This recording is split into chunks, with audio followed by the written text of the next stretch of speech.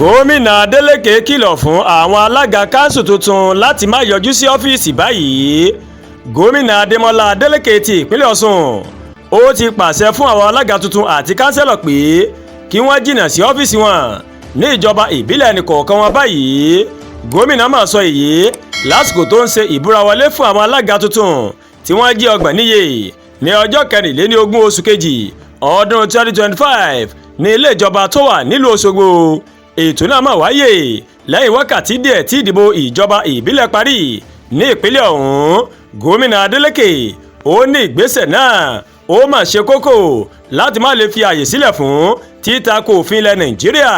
Bákan náà ó ní gómìnà máa tọrọ àwọn alága náà pé kí wọ́n rí i dájú pé gbogbo ìlérí tí wọ́n ṣe fún aráàlú ó ní wọ́n máa múṣẹ lásìkò tí wọ́n wà ní ìjọba o. Nígbà tí iléeṣẹ́ ìròyìn tó kàn sí agbẹnusọ fún gómìnà ìpínlẹ̀ Ọ̀ṣun Ọláwálé Rasheed ó máa ṣàlàyé ìdí tí gómìnà tó fi gbé ìgbésẹ̀ èyí tó ṣàpèjúwe gẹ́gẹ́ bí níní ìfẹ́ aráàlú.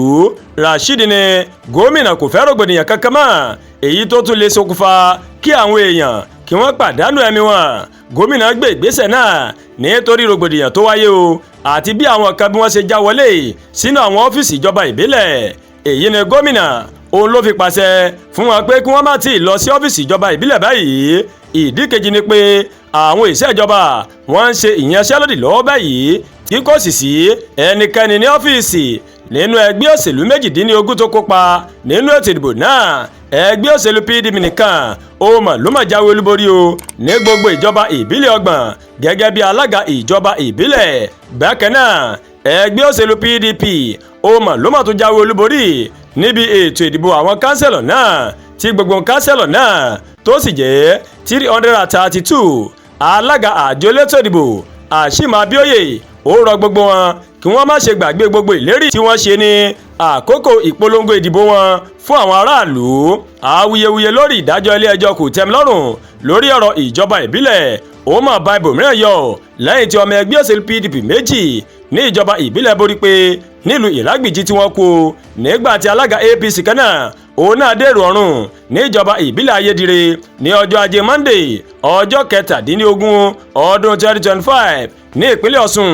Lọ́sẹ̀ tó kọjá yìí làwọn alága ìjọba ìbílẹ̀ láti inú ẹgbẹ́ òṣèlú APC tí ilé ẹjọ́ kò tẹ́mi lọ́rùn dá láre náà máa gba àwọn ọ́fíìsì àwọn ìjọba ìbílẹ̀ lọ, èyí tó mú káwọn ọmọ ẹgbẹ́ PDP kí wọ́n takò wọ́n tí àwọ̀ sì bẹ́ sílẹ̀ káàkiri ìpínlẹ̀ Ọ̀ṣun.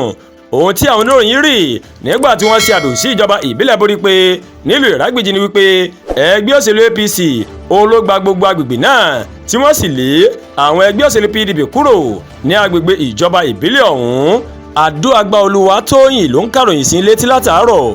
Ẹ ṣé púpọ̀ tẹ́ ń wò wá o, bẹ́ẹ̀ ṣe ń wò wá ẹ má bá wa share, kẹ́ máa like, ẹ má wá gbàgbé láti bá wa subscribe sórí YouTube channel wa Ẹ̀yà Yorùbá World TV.